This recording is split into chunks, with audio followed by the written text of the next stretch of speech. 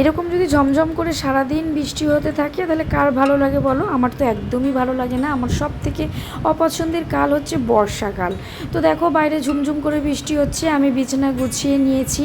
আর বর্ষাকালটা আমার কেন পছন্দ নয় বলো তো? বাইরে বেরোনো যায় না, কোথাও মানে কিছু একটা করা যায় না, আমার ভালো লাগে না যেন। তো আজকে রান্না হবে কচুরলতি আর মাছের ঝোল। মা কচুরলতিটা কেটে নিয়েছে, আমি কচুরলতি কাটি না, কারণ আমার হাতে কালো দাগ হয়ে যায় বলে। আর আমি সকালে ওর জন্য একটু পটল আলু মাছ দিয়ে ঝোল করে দিয়েছি, আর একটু আলু ভাজা করে দিয়েছি। আর ও টিফিনে খেয়ে যাবে বলে আমি দুটো রুটি করে দেবো ওকে, কারণ কদিন আগে ছাতু খেয়ে যাচ্ছিল, কিন্তু আমার বেশ ভালো লাগছিল না। আমি রুটি করে দিলেও যদি দুটো রুটি খেয়ে যায়, কিংবা একটু ভাজা কিংবা একটু তরকারি দিয়ে খেয়ে গেলে আমার তাতেই যেন শান্তি। তো দেখো সেই মতো আমি রুটি করে দিয়েছি। যেহেতু অনেক সকালে যায় না, ওই জন্য তেমন কিছু ভারী টিফিন করতে চায় না, তো আমি হালকা করেই কিছু করে দিই।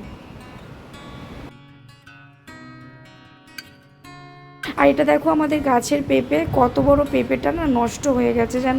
এত কষ্ট, মানে খারাপ লাগছিল, গায়ে লাগে। এত ভালো ভালো জিনিস যদি নষ্ট হয়ে যায়, তো সত্যি লোকে কিনে খায় আর আমাদের গাছে থাকতেও আমরা কদর দিই না, যেটাকে বলে। তো দেখো পেঁপেটা অনেক দিন ছিল, তারপরে দেখছি পেঁপেটা খারাপ হয়ে গেছে। আমি ওই জন্য একটু কেটে নিচ্ছি, মানে ভিতর দিকটা একটু খারাপ খারাপ মতো হয়ে গেছে, মানে একটু কালো হয়ে গেছে আর কি। তো দেখো ছেলেও স্নান করে এসছে, এসে বলছে মা চিপস খাবো। আমিও আমার ভাতটা নিয়ে নিয়েছি খাবার জন্য। আর ছেলেকে টিফিনে সন্ধেবেলা দেবো বলে দুধ গরম করে নিয়েছি, ওকে দুধ আর বিস্কুট দেবো, এতে একটু কমপ্ল্যান দিয়ে দেবো 1 চামচ, কারণ কমপ্ল্যানটা এখন শুধু দিলেও খেতে চাইছে না। একটা ক্যাডবেরি বার করে রাখছি, একটু যেহেতু অনেকটাই ঠান্ডা, তো একটু গরম হলে খাবে। আর রাতের ডিনারটাও রেডি হয়ে গেছে। তোমরা সবাই ভালো থেকো, সুখে থেকো, বাই, টাটা, গুড নাইট।